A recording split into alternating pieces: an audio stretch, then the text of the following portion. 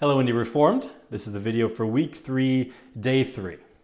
So as we're going through the 5 points of Calvinism, we've seen total depravity, we've seen unconditional election, and today we're looking at what we often call limited atonement.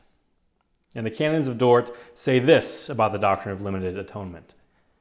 We cannot satisfy for our sins or free ourselves from the anger of God. So God, out of his immense mercy, gave his only begotten Son as surety for our sins. This Son, so that he might satisfy for us, was made sin and curse on the cross for us and in our place. This death of the Son of God is the only and most perfect sacrifice and satisfaction for sins. It is of infinite value and worth, abundantly sufficient to expiate the sins of the whole entire world. To the elect alone, however, God gives justifying faith and infallibly produces salvation through faith alone. God willed for Christ efficaciously to redeem through the blood of the cross all those and only those who were elected to salvation from eternity and were given to him by God the Father. So this is what we mean by limited atonement. When we say limited, we're not saying that the atonement itself was limited. In fact, the canons of Dort make the point again and again that the atonement of Christ, his death and satisfaction for sins, is of infinite value, infinite worth, that it is sufficient. And it is so sufficient that it actually saves those for whom it was done.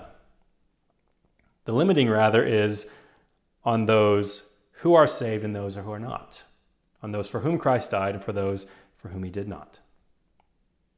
So we can think of this, think of the atonement of Christ, and have really 3 options available to us.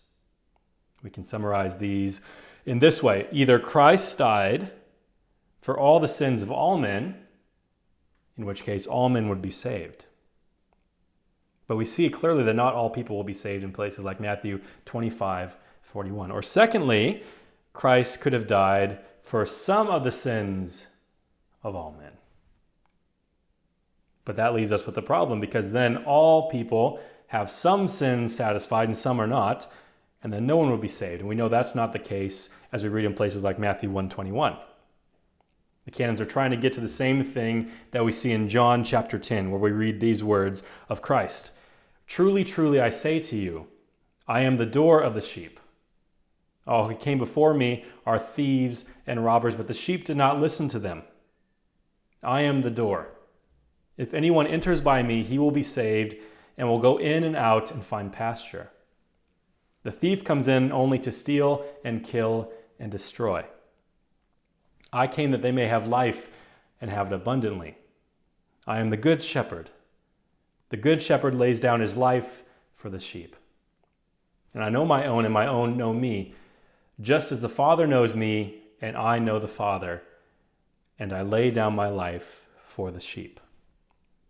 So we see that Christ has a particular group in mind here, the sheep, and those are the ones for whom he lays down his life. And this should be a great comfort to us as Christians to know not only did Christ die for sins, but he died for me, as we saw last week. So this is the comforting doctrine of limited atonement. And we'll pick up again tomorrow.